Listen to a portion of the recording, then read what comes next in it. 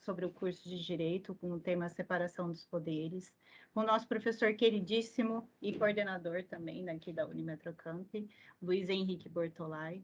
E lembrando para vocês que para a emissão do certificado é necessário o preenchimento da lista de presença que a gente vai colocar aqui no chat durante o nosso bate-papo, tá? Obrigada pela participação aí de todos. Se vocês tiverem qualquer dúvida, é só colocar aqui no chat que a gente vai parando e vai perguntando pro Bortolai e ele vai ajudando a gente aí para sanar as dúvidas de vocês, tá? Bortolai, muito obrigada pela sua participação, presença e pode iniciar, por gentileza.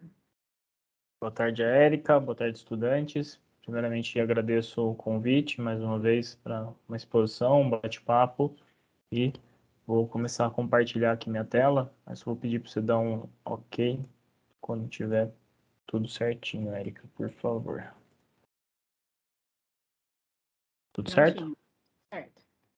Então, boa tarde a todos, boa tarde a todas. Meu nome é Luiz Henrique Bortolai, sou professor de Direito da Unimetrocamp Weiden, aqui em Campinas, no interior do estado de São Paulo, e atualmente coordeno também o curso.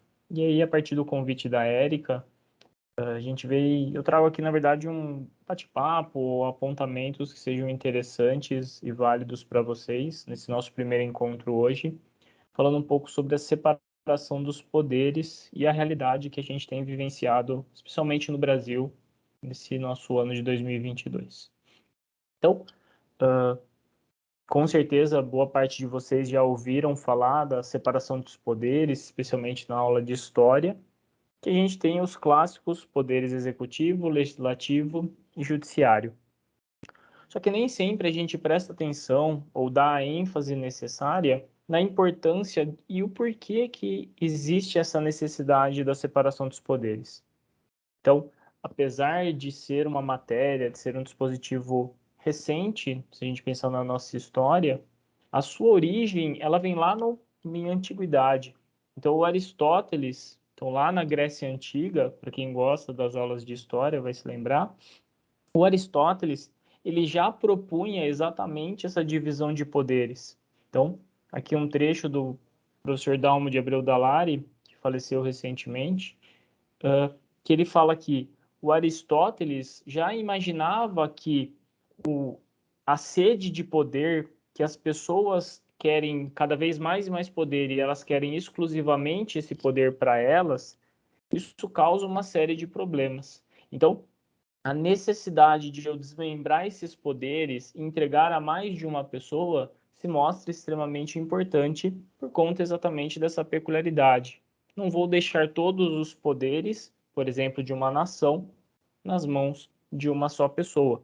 Isso a gente vê como uma tirania, a gente vê isso como uma ditadura, e isso acaba trazendo muitos malefícios. Então, desde a minha Grécia Antiga, a gente já tem essa necessidade ou essa importância de segmentar os representantes em cada um dos poderes.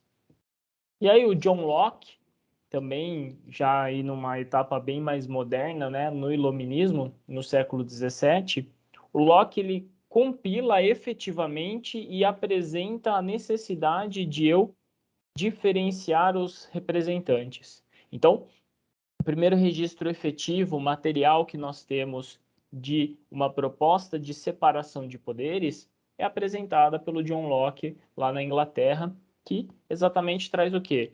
Vou dar poder de julgar para o juiz, poder de criar as leis para o legislador e o poder de administrar para o poder executivo. Então, a segmentação, a divisão nessas três grandes caixas, se assim a gente pudesse colocar, ela hoje se mostra muito fácil. Lá no Locke, na antiguidade, ele falava, por exemplo, da necessidade de dois órgãos de poder, ou seja, um controlando ou um assumindo a necessidade das variantes e das mudanças que o outro pudesse ter nessa situação.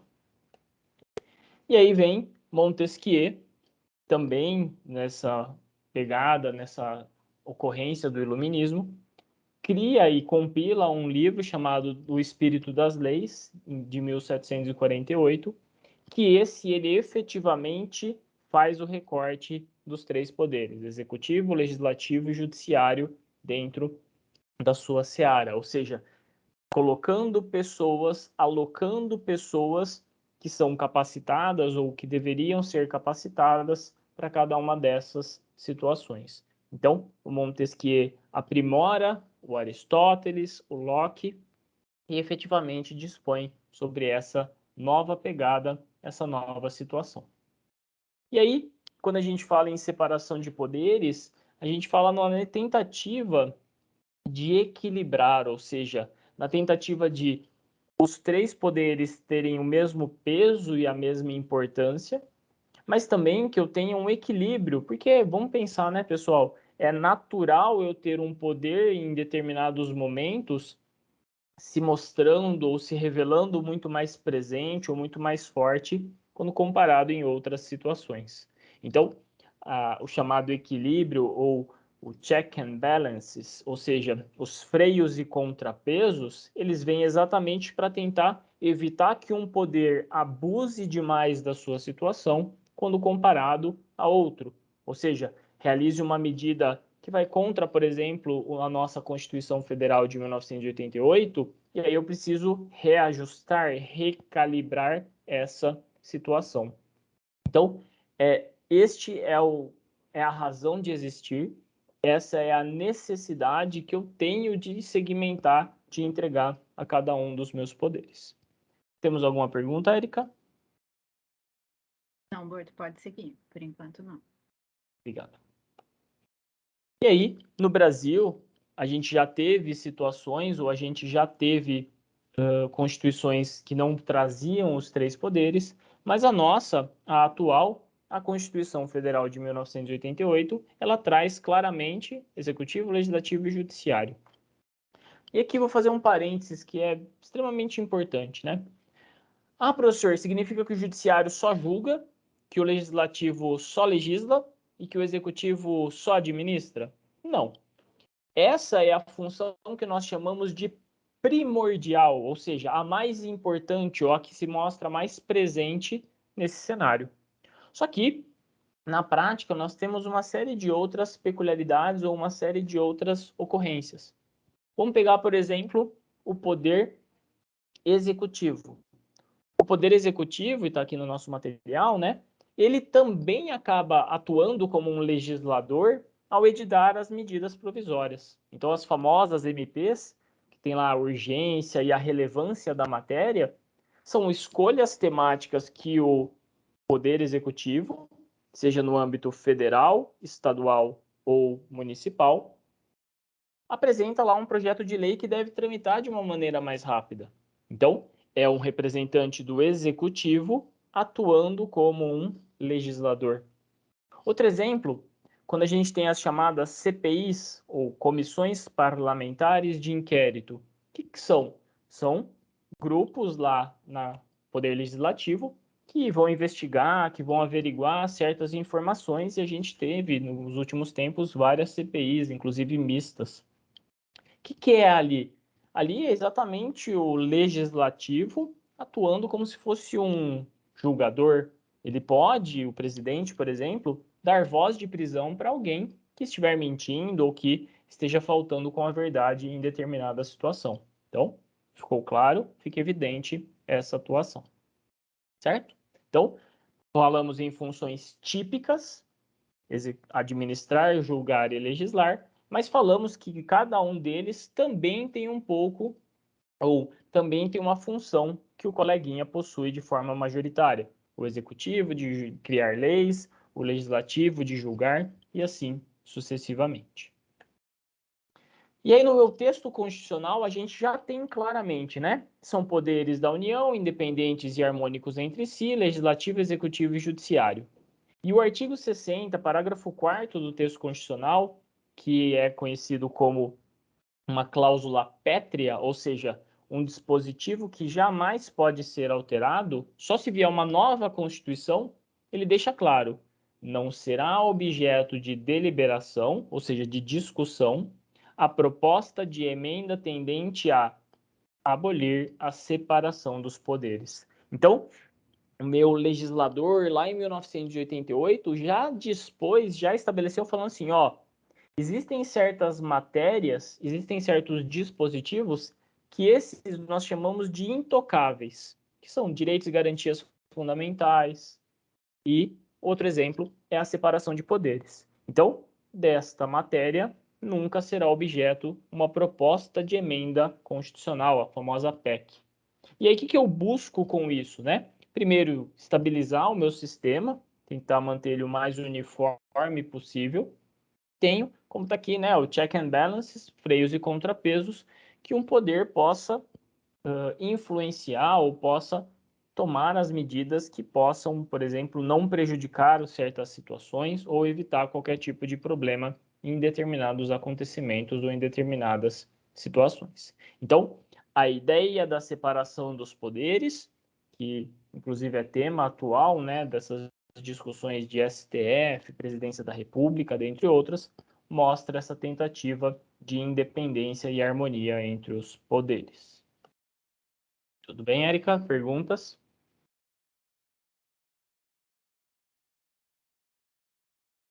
Tudo bem, Borto, pode seguir. E aí, agora a gente vai falar um pouco da estruturação dos principais poderes, né? Quando a gente fala do poder judiciário, falamos de um poder judiciário que pode ser especial ou comum, ou seja, é o comum a Justiça Federal, a Justiça Estadual, que está presente em todas as cidades, e nós temos uma justiça que é mais especializada. Então, assim como a gente tem o médico, que é ortopedista, que é oftalmo, que é dermato, que a gente tem as especializações, aqui também a gente tem essa especialização.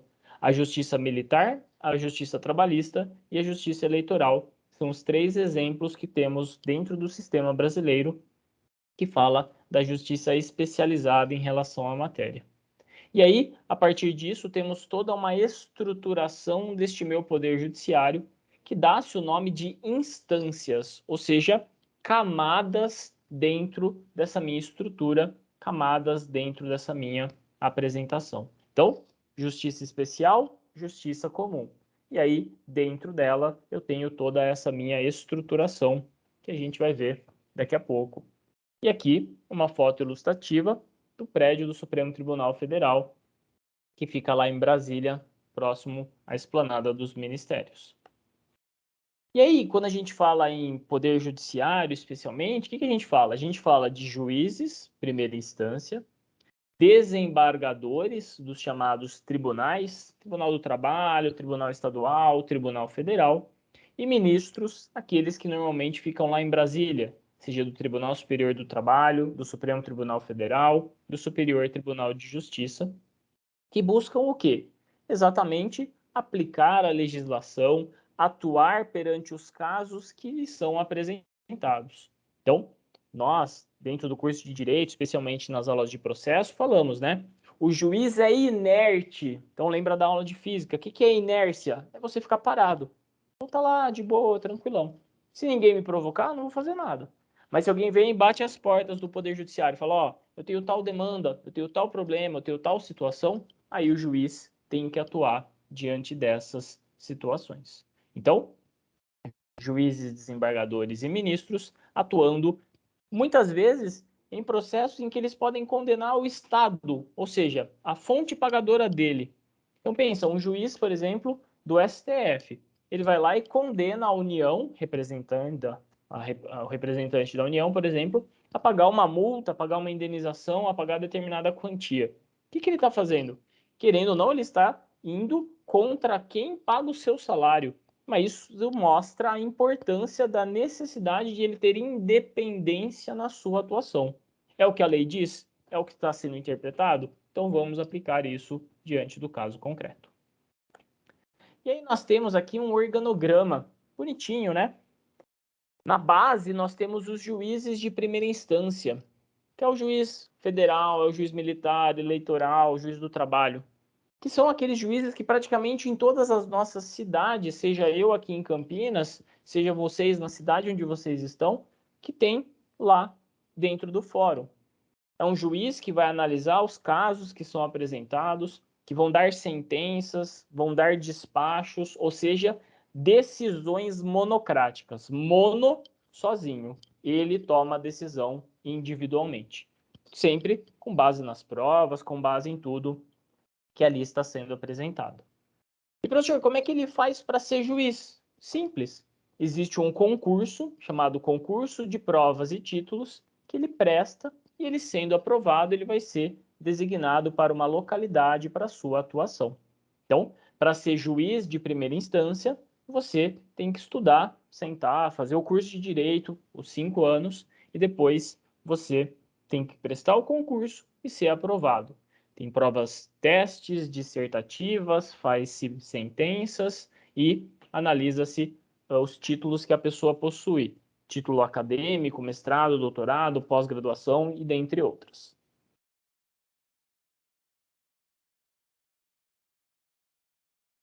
A gente fala de uma segunda instância, ou seja, de pessoas que vão rever os casos que foram apresentados e houve o recurso. Ou seja, o juiz da primeira instância deu uma sentença, vamos pensar assim, improcedente em relação ao meu pedido. Eu vou lá, entro com um recurso e falo, ó, desembargador, eu não concordo com essa decisão. Eu entendo que meu pedido está certo, tem fundamento, tudo. E aí a gente fala de uma reanálise dos casos. Então, se na primeira instância é uma decisão mono, aqui a gente fala em decisão colegiada de normalmente 3 desembargadores que vão analisar essa situação, que vão rever todo o processo que foi apresentado. E aí aqui, normalmente os tribunais ficam sempre nas capitais das respectivas cidades. Então, se você mora em São Paulo, no Rio de Janeiro, Belo Horizonte, normalmente vai ter um tribunal regional na sua cidade, seja no âmbito estadual, federal, trabalhista, eleitoral e militar. A única exceção é a cidade de Campinas, de onde eu falo. Campinas, por o estado de São Paulo ser muito grande, precisou-se ter 2 tribunais regionais do trabalho. Um da segunda região, que fica na capital e pega toda a Baixada, e outro que pega todo o interior do estado de São Paulo, que é sediado aqui em Campinas, o TRT15. Então, normalmente, tribunais regionais dentro das capitais. Ah, professor, beleza, gostei dessa palavra, achei bonito, é a profissão que eu quero. Como é que eu viro desembargador? Aqui eu tenho 2 formas de ingresso.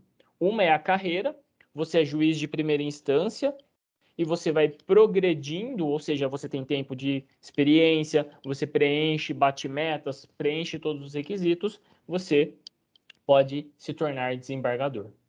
E aí, para evitar que só juízes façam parte desses órgãos colegiados, instituiu-se o chamado quinto constitucional, ou seja, 1/5 dos desembargadores, eles são compostos ou de pessoas indicadas pela Ordem dos Advogados do Brasil ou pelo Ministério Público. Então, a ideia ou a prerrogativa de tal apresentação é exatamente de trazer um outro ponto de vista, ou seja, trazer a visão da advocacia, de um promotor, trazer uma outra leitura para essa situação. Então, os tribunais de segunda instância, eles têm esse objetivo, eles têm esse encargo diante dessa situação, rever muitos dos casos. Perguntas, Érica? Não, Borto, pode seguir. E aí, chegamos a Brasília.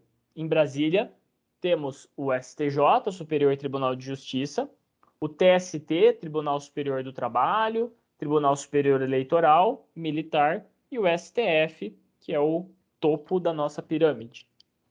Aqui são os chamados tribunais especiais ou tribunais excepcionais. E aí a gente fala de 2 leituras, né? Se a matéria é constitucional, ou seja, se o tema está no meu texto constitucional, STF é o responsável pela análise daquela discussão.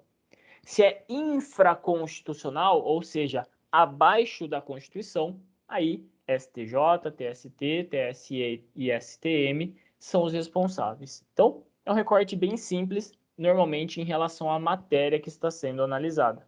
E aí tem até uma palavra bonita, né? Dá até para dar nome para filho, né? Função nomofilássica. Parece nome de doença de ouvido, né? O que é a função nomofilássica? É a forma que esses tribunais atuam no sentido de quê? De uniformizar o entendimento sobre certas matérias. Não tem aquela piada que entendo que muitos de vocês já devem ter ouvido ou ouvirão na vida, de bumbum de neném e de cabeça de juiz, a gente nunca sabe o que vem. Então, a ideia de esses tribunais que ficam lá em Brasília uniformizarem os entendimentos tem exatamente esse objetivo. Ó, se você entrar com uma ação judicial, você não está jogando uma roleta numa sorte, se você vai cair com tal juiz, você ganha, se você cai com tal juiz, você perde. A ideia é de tentar uniformizar o entendimento dessa situação. Então, os tribunais lá em Brasília, compostos por ministros, aqui todos indicados pelo presidente da República, que é quem nomeia quando o cargo está vago, ou seja, quando alguém não está mais ocupando. E no estadual, tirando esse aqui do estadual, todos esses outros aqui também é o presidente da República que indica o nome da pessoa. Só os tribunais de justiça estaduais, esses, cada governador é responsável pela sua indicação. Tudo bem? Perguntinhas, Érica? Estamos tranquilo hoje? O pessoal está quieto hoje, quer só ouvir. Estão quietinho. Daqui a pouco eles começam.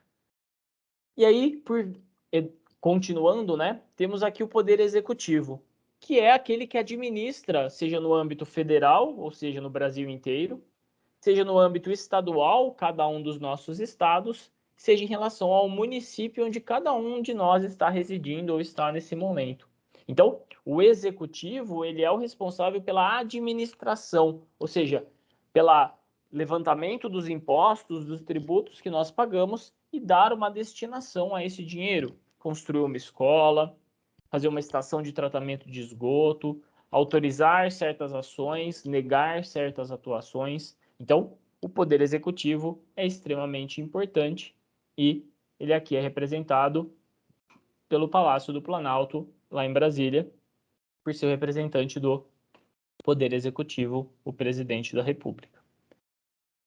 Já quando a gente fala do poder legislativo, ou seja, aquele que vai criar as leis, mesma coisa. Congresso Nacional, Câmara dos Deputados, Senado Federal, e Assembleia Legislativa nos estados, e a Câmara Municipal dentro de cada uma das cidades que nós estamos. Então, é sempre assim, né?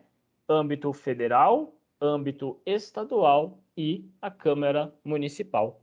E aqui é legal, né? Porque muitos de nós, muitas vezes, pleiteamos na Câmara da nossa cidade, precisa asfaltar certa rua, o esgoto não está chegando.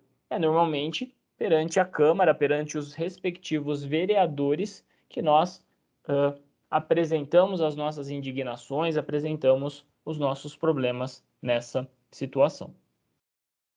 E aí aqui nós temos em Brasília a representação do Congresso Nacional. Inclusive, foi objeto uma vez de uma pergunta num concurso público o que significava a boca para baixo e a boca para cima. Eu até já brinquei isso com a Érica, não sei se ela vai lembrar disso, mas a questão da pergunta é quem representa a boca virada para baixo e quem representa a boca virada para cima? E a resposta era bem simples, né? A boca virada para cima, ela representa a Câmara dos Deputados, que são eleitos as pessoas conforme a população dos estados. Então, um estado como São Paulo tem muito mais representantes do que um estado pequeno, por exemplo, do Nordeste. Por quê?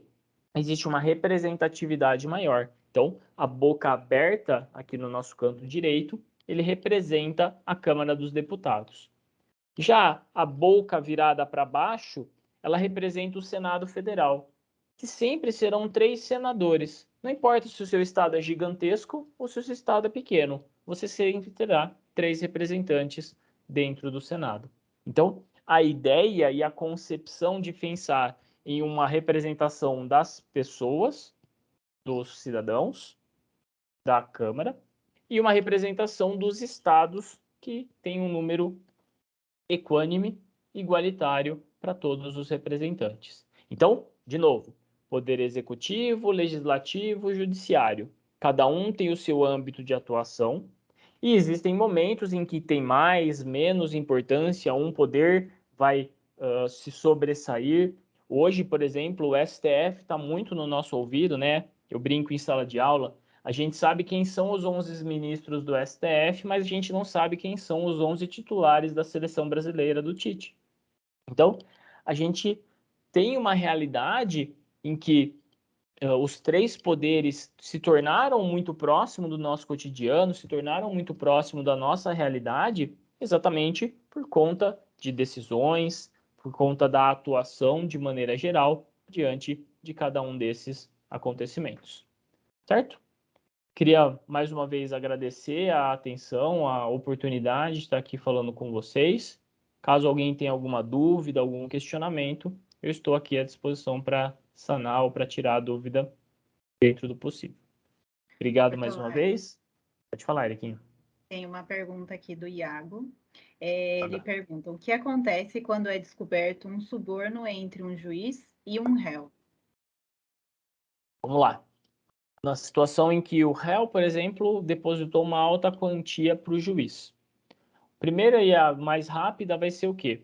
Esse juiz vai ser afastado dessa análise desse processo e tudo que ele realizou durante o processo, ou seja, todos os despachos, todas as decisões que ele tomou, elas serão varridas, ou seja, elas serão retiradas, a gente fala desentranhadas, de exatamente arrancar do processo. Depois de arrancar isso tudo do processo, um novo juiz vai ser nomeado. Aí, o réu que pagou essa propina para o juiz, ele vai sofrer um processo criminal por ter cometido um crime, está lá no Código Penal. E esse juiz vai sofrer um processo administrativo que pode levar ele, inclusive, à perda do cargo. A gente chama de aposentadoria compulsória. Ele por ele ter estabilidade na sua função, estabilidade na sua atuação, ele é obrigado a se aposentar proporcionalmente ao seu período. Então, a gente já viu vários casos em que a pessoa perde o cargo, ela vai também sofrer processo criminal, como o réu, por exemplo, que realizou o pagamento de certa quantia. Então, as consequências são muito grandes, as consequências são muito graves para todos os envolvidos. Beleza. Iago, respondido sua pergunta? Roberto, eu Diga. acho que a maioria dos participantes aqui tem interesse no curso de Direito, né? Ah, o Que Iago bom. falou que... Eu abri Iago aqui o falou que vai... chat agora. Você não pode falar um pouquinho sobre o curso de Direito? Como foi o seu início aí, logo que você finalizou o curso da Sim. graduação? Como foi fazer o curso, o exame da ordem lá? E tem mais uma Sim. pergunta da Júlia. Eu vi aqui o da Júlia. Vou responder a da Júlia, depois já falo um pouco do curso de Direito. Então, Júlia, as decisões dos desembargadores, ou seja, juízes de segunda instância, elas normalmente vão reanalisar certas demandas, ou seja, a parte perdeu a ação, recorre, e aí esse desembargador vai analisar tudo que já foi juntado no processo. E, inclusive, ele pode solicitar novas provas, ou seja, tragam novos elementos. Juiz de primeira instância, me traga novas informações que possam ser apresentadas. Então, a ideia é exatamente de ter o mais seguro possível dentro dessa situação, dentro dessa atuação. E aí um pouco sobre o curso de Direito, né? O curso de Direito é um curso muito clássico, né? Então a gente vê como Direito, Engenharia, Medicina, cursos clássicos. O Direito é um curso de 5 anos, ou seja, 10 semestres, que você vai ter de disciplinas básicas a avançadas, ou seja, você vai ter ciência política, por sinal do prova hoje à noite, você tem filosofia, para depois você ter direito civil, direito constitucional, direito processual, depois temas contemporâneos, júri, e aí a gente parte então de um grau menor complexidade para um grau de maior complexidade. Então, o curso tem pesquisa, tem extensão, tem uma série de formas de moldar e de permitir que você tenha uma visão diferenciada sobre o seu curso. Terminou o curso, a partir do 9º semestre, ou seja, antes de você se formar, você já pode prestar a prova da OAB. Então, a partir do 9º semestre, você já presta a prova da ordem e você, sendo aprovado, você pode dar entrada com a documentação para ser um advogado. Então, ao contrário de outras profissões que não têm essa necessidade ou este pré-requisito, na advocacia tem. Então, o engenheiro, o médico, normalmente você se forma e já assume o cargo que você pleiteia. Na advocacia, não. Você se forma em bacharel em direito e aí você prestando a prova, sendo aprovado, você é advogado. A prova da OAB são 2 fases, a primeira com 80 testes e a segunda com uma peça e questões práticas em relação a essa situação. E aí, depois disso, você pode prestar concursos, sejam para analistas, níveis técnicos, seja você como juiz, como promotor, procurador, tudo isso você pode prestar. Laura, muito boa a sua pergunta. O direito, assim como todas as áreas, ela tem uma linguagem técnica que é natural. E eu até brinco com os meus estudantes de primeiro semestre. Uma dica que eu dou para eles é: compre um dicionário jurídico e compra um mini que cabe na sua bolsa, que cabe na sua mochila. Por quê? Você às vezes vai se deparar com uma situação que você vai falar, putz, não entendi nada. Aí você pega o dicionário, ele vai te dando algumas dicas. Eu tento ser o menos técnico possível quando eu falo, mesmo em sala de aula. Às vezes eu vou falar a expressão técnica, mas logo na sequência eu já explico o que ela significa ou qual a sua razão de existir. Então, todas as áreas. Eu vejo, por exemplo, a minha irmã mais nova, a Patrícia, ela é médica e ela é oftalmo. E ela usa cada expressão que jamais eu iria imaginar. Mas com o passar do tempo, o nosso ouvido vai acostumando. É até interessante essa sua pergunta, porque uma vez eu fiz essa experiência. Eu dava aula para uma turma de primeiro semestre e uma de 10º semestre. E eu cronometrei quanto tempo a sala demorava para me falar quais eram os 7 pecados capitais. E a turma do primeiro semestre, ela respondia com muito mais rapidez comparado ao 10º, por quê? O cara do 10º, ele já está viciado no direito, o direito já faz parte da vida dele. O cara do primeiro semestre, ele está no embalo, ele acabou de sair do colegial às vezes, então ele vai ter ainda uma outra pegada em relação a essa situação. Então, é natural você ir se adaptando com isso. Certo, Laura? Mariane, em quais áreas uma pessoa pode atuar sem ter a OAB? Como advogado, Mariane, nenhuma. Para você advogar, você tem que ser aprovado na OAB. E aqui eu tenho um parênteses legal. A gente teve agora uma mudança que pode prestar na segunda fase eleitoral. A gente já tem, né, civil, penal, tributário, trabalhista, constitucional. A gente tem em várias áreas. Só que essa é apenas uma prova técnica para você se tornar um advogado. Não significa que você só possa atuar naquela área específica. Não. Se você pegar a carteira da OAB, ela vai estar lá falando, você é advogado, o número é tal. Não tem uma especificidade ou uma situação específica que você fala assim, você só pode atuar sobre certa temática. Não. Você é advogado. E aí você pode se especializar em áreas específicas em determinadas situações.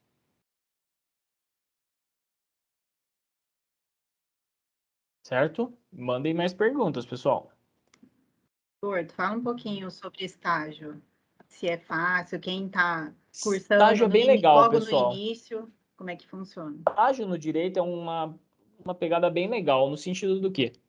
Você pode fazer estágio em órgãos públicos ou em órgãos privados. Então, o exemplo da Laura. Ó. Como funciona o concurso delegado? Para ser delegado, no caso seu delegada, Laura, tem que ter o bacharel em direito.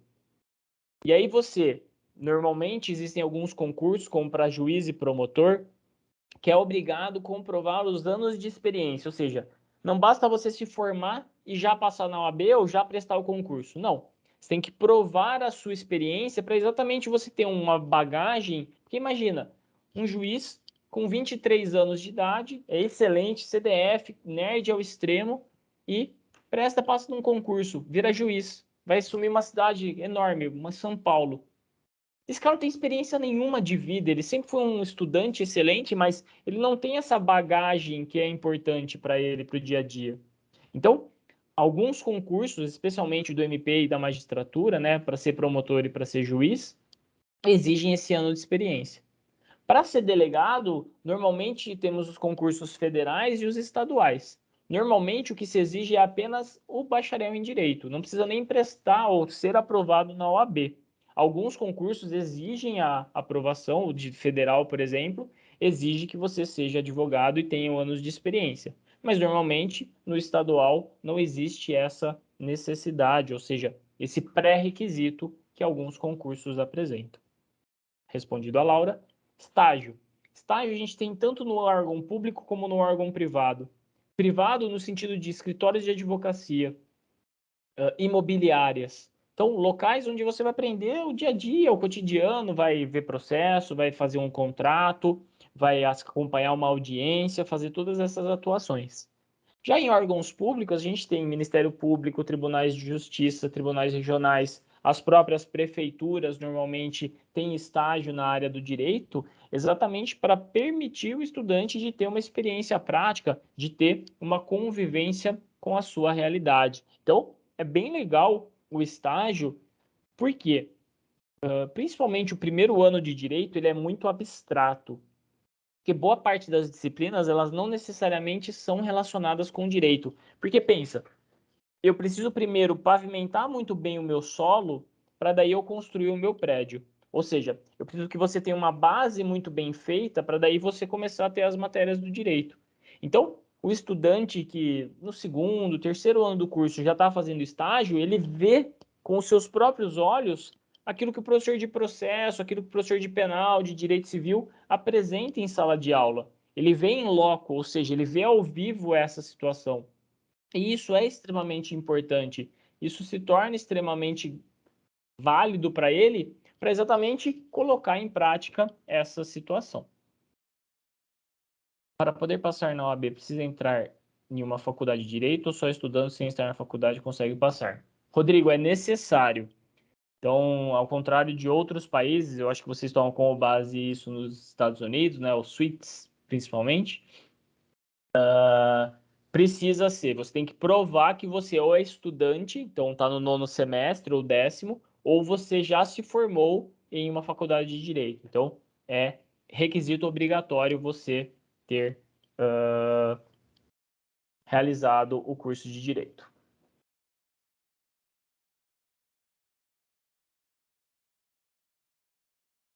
Certo? Tem mais uma pergunta. É possível começar a estagiar logo no primeiro mês da faculdade? Sim, Laura. Pode, a parte não tem pré-requisito. É que normalmente no primeiro ano eu brinco, né? É mais importante você aproveitar o que a faculdade te apresenta para depois você deslanchar, porque daí você tendo uma base muito bem feita, você consegue desenvolver muito bem essa situação. João, todas as áreas do direito estão em alta, sempre. Atualmente, né, a gente vê muito criptomoedas, blockchain, NFTs, então essa parte do virtual vai ganhando muita força daqui a pouco. Mas a advocacia, eu brinco, né? Dois cursos nunca sairão da moda: o direito e a medicina, porque sempre a gente está doente e sempre tem alguma coisa de errado na nossa vida que a gente quer processar alguém ou quer resolver alguma coisa. Então, duas áreas que dificilmente serão superadas pela tecnologia são essas duas. Mas o direito, qualquer que seja, sempre vai aparecer. Então, pensar, professor, eu adoro jogar futebol. Posso ser um advogado esportivo? Pode.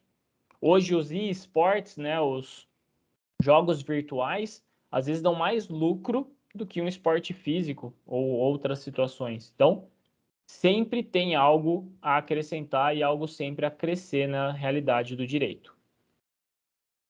Mariane, o direito vai te apresentar essas opções.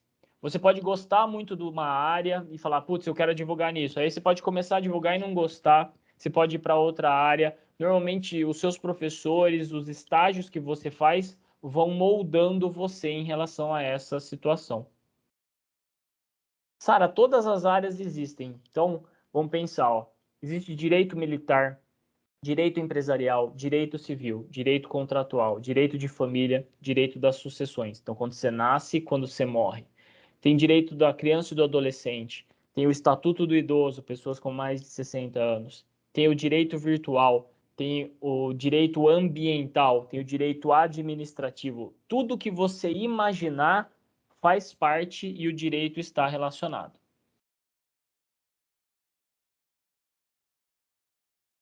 Laura, sempre vou ter espaço para bons profissionais, para boas pessoas que vestem a camisa, que sabem trabalhar, com certeza vai ter sempre um mercado para essa situação. Ela, toda área você vai ter que ler bastante, não importa. Com certeza tem. Eu tenho estudantes que têm algum tipo de doença, ou não doença, né, mas tem alguma, ainda que transitória, alguma incapacidade, e vão super bem dentro das suas limitações, dentro da sua peculiaridade, não tem problema nenhum. Isso não, toda área você vai ter que estudar bastante, isso é inevitável. João, eu sou apaixonado por direito, eu sou apaixonado pela docência, eu amo ser professor. E eu brinco, se você não sabe que curso você quer fazer na sua vida, faça o direito. Ele vai abrir demais a sua cabeça, você vai enxergar tudo na sua vida de forma diferente. Então, você vai num churrasco de família, vai ter aquela sua tia chata para te consultar sobre certa situação. Se você for no barzinho conversar com os colegas, você vai conseguir explicar, por exemplo, que aquela série ela não tem nada a ver com o direito brasileiro, que tem toda uma peculiaridade diferente. Então, o direito abre uma quantidade gigantesca de oportunidades, seja para concurso público. Então, qualquer tipo de concurso público que você for prestar, você vai ter que estudar direito. É inevitável. A minha mãe, por exemplo, minha mãe é formada em matemática e ciência. Minha mãe fez um ensino superior para ser professora. Só que ela estudou, prestou concurso público e atuou durante 35 anos. Então, é uma pessoa que me influenciou demais, por exemplo, a fazer direito. Apesar de se especializar numa área, é possível atuar em outras? Sim, William, não precisa, não existe um carimbo na sua OAB falando que você só pode atuar numa área. Você tem liberdade em todas. Luciano, sim, com a Lei Geral de Proteção de Dados, criou-se um nicho gigantesco de cybercrimes, de rastreamento, tudo. Tem até delegacias especializadas nessa situação. Alessa, não precisa argumentação, mas você, aos poucos, você vai gostando e vai criando o seu raciocínio para essas situações. Ou seja, você vai se acostumando com situações. Você vai. Tem aquele que, por exemplo, é muito bom falando, tem aquele que é muito bom escrevendo, tem aquele muito bom em fazer pesquisas. Então, cada um vai desenvolvendo uma especialidade, uma peculiaridade nessa situação. Então, não tem problema nenhum. A gente vai se adaptando a essa situação e às nossas realidades. Júlia, não tem problema nenhum. Cada um tem as suas peculiaridades, cada um tem as suas importâncias, e com certeza isso não vai prejudicar você. Você vai trabalhar com as suas características, vai aprimorar outras, mas tenho certeza que isso vai apenas engrandecer e fazer com que você desenvolva novas habilidades. Dependendo do crime, Rodrigo, não. Então, quando a gente apresenta lá o pedido para a OAB, para cadastro como advogado na Ordem dos Advogados do Brasil, você tem que apresentar lá o seu histórico. Então, dependendo do crime, pode ser que a pessoa seja barrada em relação à sua inscrição no quadro da ordem, certo? É só terminar a palestra que começa as perguntas, olha.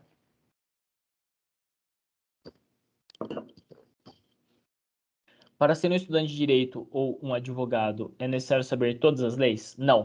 Eu não trouxe aqui, mas tem um que chama Vademecum. Quando vocês forem numa uma livraria, alguma coisa, fala, quero dar uma olhada no Vademecum. Vou até colocar aqui no chat. Vademecum é um compilado de leis. É um negócio assim desse tamanho. Eu brinco que dá para matar uma pessoa com isso. O Vademecum, o que é? Vem até mim. São as leis falando assim, ó, aqui estão as principais leis que valem para o Brasil. Então, a gente tem dúvida, algum questionamento, vai lá na lei.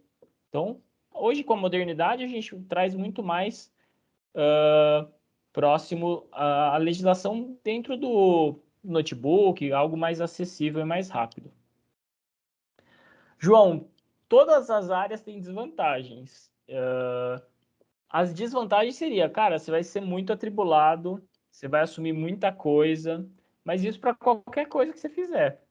Eu, por exemplo, eu hoje não advogo, eu estou reativando meu AB, eu trabalhava como assessor no Ministério Público Federal até o ano passado, que é uma função incompatível, então ou é uma ou é outra. E aí eu estou reativando a minha OAB. Mas eu pouco advogo, tenho a coordenação, tenho as aulas, e isso que normalmente me satisfaz mais. Mas toda área vai ter a sua desvantagem. Toda área vai ter algum problema, alguma coisa que possa questionar essa situação. Ah, Laura, o vademécum ele é mais importante a partir do segundo ano. No primeiro ano ele não é tão essencial porque poucas disciplinas suas você vai utilizar ele. Pessoal, normalmente as manifestações são escritas e a gente faz isso no escritório, faz isso em casa. Então não preciso, e isso eu tenho acesso pela internet. É que na aula é legal às vezes consultar, fazer uma prova, tudo é importante. Sim, pode usar, relembrar sim, Sara. Luciano, tem uma série que é bem pesada e tem na Netflix, que ela mostra um pouco da parte ruim do direito, na verdade não do direito, né, mas de algumas situações, que é aquela de olhos bem vendados, acho que é isso, que é a narrativa de um acontecimento dos Estados Unidos, que alguns rapazes foram condenados de forma injusta. Acho que, Olhos que Condenam, isso. Olhos que Condenam. Série bem pesada, são poucos episódios, acho que são 4 ou 5, mas mostra assim uma realidade bem punk. Mas tem filmes, O Advogado do Diabo, tem O Juiz, é um filme muito bonito, assistam. O Juiz é o com Robert Downey Jr. Ele é filho de um juiz, ele vai advogar para o pai dele num caso. Esse é um filme bem bonito, vale muito a pena vocês assistirem. Funcionário público, William, você não precisa ser formado em direito, alguns deles, especialmente cargos técnicos, às vezes no próprio você tem no ensino médio já é suficiente. Então, não precisa e não exige o bacharelado em direito. Só alguns cargos, como por exemplo, delegado, promotor, juiz, esses exigem obrigatoriamente o bacharelado em direito.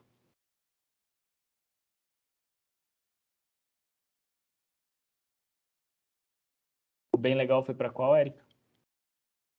Para o juiz. O juiz é muito bom. Nossa, é um É, filme muito bonito. é É bem bem antigo, né? emocionante. Assim, Não, antigo. não é tão Antigo antigo. para os millennials, para mim não é tão antigo. Não, acho que não tem nem 10 anos esse filme. Bem É menos. antigo. Deixa eu ver, ó. É. O Juiz. E aquela série que eu estava Ah, comentando ele é com de você? 2014, olha, não tem nem 10 anos. Ah, tem 8 anos. A Bianca tá perguntando onde pode encontrar esse filme. Eu acho que na Netflix, né? No HBO Max tem, para assinatura. O Juiz eu acho que tem na HBO só. Ele não Mariane tem na Netflix.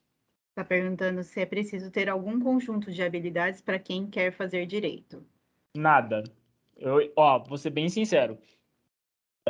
Eu sou, agora menos, né? Mas eu era uma pessoa muito introvertida e quieta, na minha, total.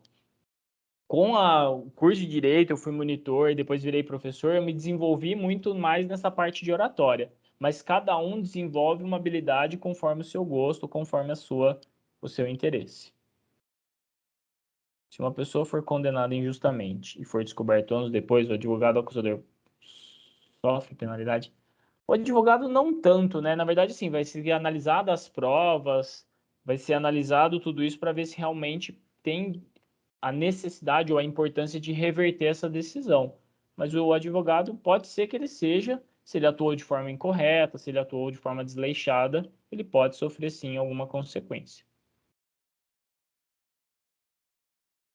O limite da traição, deixa eu ver qual que é esse, Sara.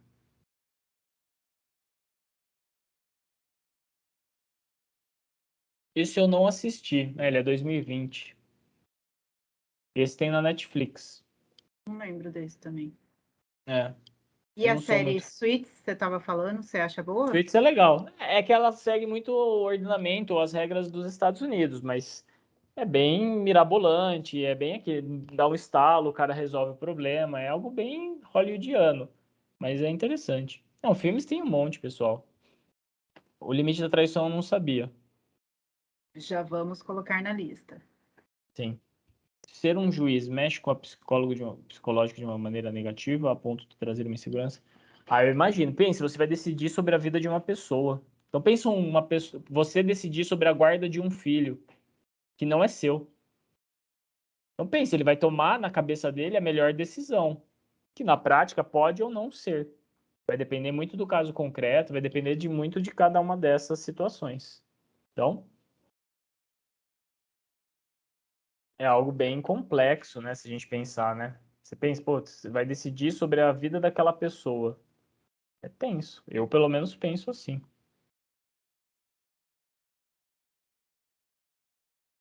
O advogado, Sara, ele pode perder a ordem, a carteira dele, né? O registro, pode sofrer processo criminal, pode ter uma série de consequências. Só preenche uma vez, Laura, o formulário, não precisa preencher vários. É que a Erika manda porque às vezes o pessoal entra depois ou não tá vendo o chat.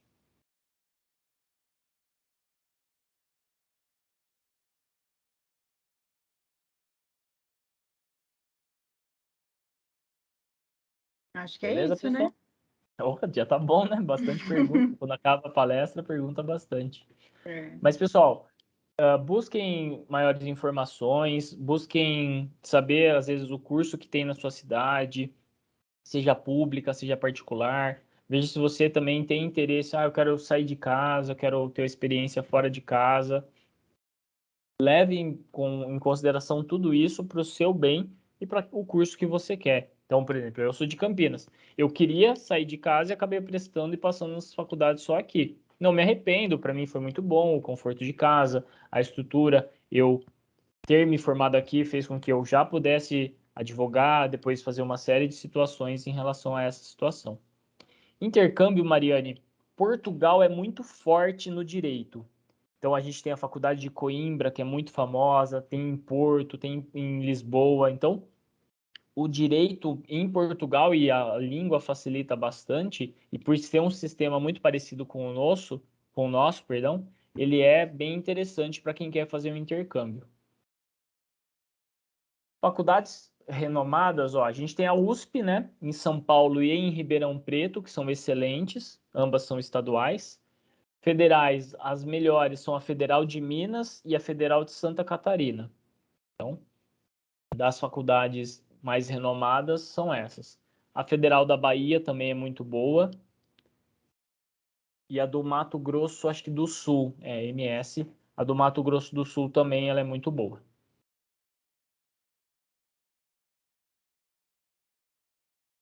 Sempre as mesmas figurinha que pergunta, né? Pessoal, eu queria agradecer aí a participação de todos vocês, viu? Agradecer também a presença do nosso querido professor Luiz Henrique Bortolai, nosso funcionário do mês, sempre, né? E obrigada aí pela participação. Lembrando que para receber o certificado, vocês precisam assistir o nosso próximo encontro, né, de direito na outra segunda-feira, no mesmo horário, tá? Então, a Carla está falando que vai voltar no dia 16 e a gente vai aguardar você, hein, Carla? E preenche o formulário aí para receber o certificado. Que Pessoal, bom, muito Luana. obrigada. Obrigada mesmo, viu? Até mais. Tchau, pessoal. Até Obrigada, mais. Lu. O pessoal está agradecendo aqui, Borto. Imagina, eu que agradeço. Tchau, tchau, pessoal. Boa tarde. Obrigada. Tchau, Tchau, Lu. tchau. Obrigada.